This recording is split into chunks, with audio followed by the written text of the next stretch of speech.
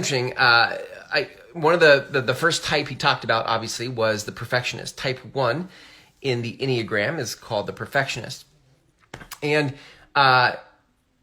it was interesting because I kind of got this sense. This particular book about the Enneagram was coming from a spiritual frame, a spiritual context, not just a personality context. And so in that light, he was talking about many times how an Enneagram type has, he didn't say the word shadow, but there's like this ego, shadow, place we operate from in our types in response to the things we're afraid of, for example.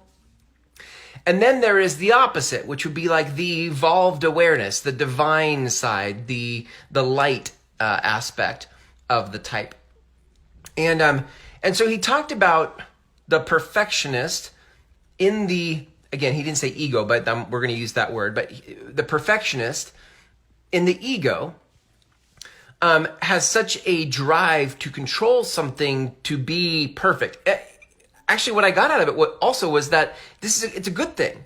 If you're a perfectionist, it's a good thing. It's a good thing because you have this desire and this craving for order and things to be right, and that's good.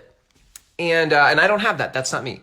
But it's that's good because sometimes we make ourselves and our perfectionism out to be wrong, because our perfectionism often gets in the way of us implementing things, actually putting our work out in the world. For many perfectionists, they wait and wait and wait to do something because what they've created doesn't measure up to the standard in their head. And so I see this all the time in marketing.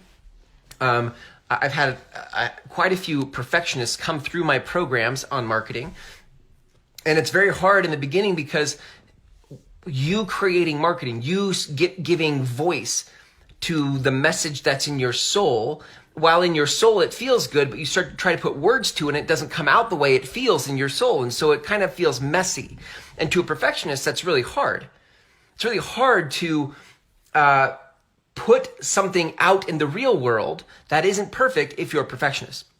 So I get that. And this is why we can feel like our perfectionism is not a gift. But in fact, it is. It is a gift.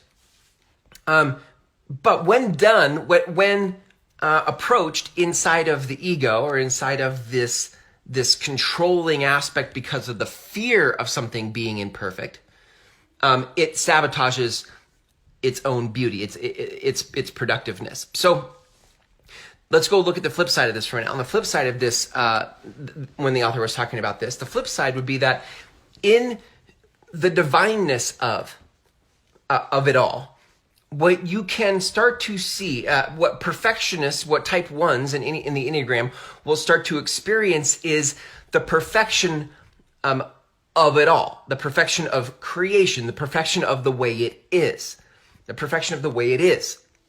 That's different, right? And so when a perfectionist can rise above the ego and this desire to control something to be perfect because of the fear of something not being perfect, and they can get to the place of awareness where they can see what is as perfect, then a whole new game opens up, a whole new world opens up. And this is cool, right? Because if you are a perfectionist and you could think about marketing as your soul's expression, that your soul wants to say something and that you had grace for your soul to, grace and space for your soul to say what it wanted to say. And however it came out, because it is your soul, however it came out would be perfect.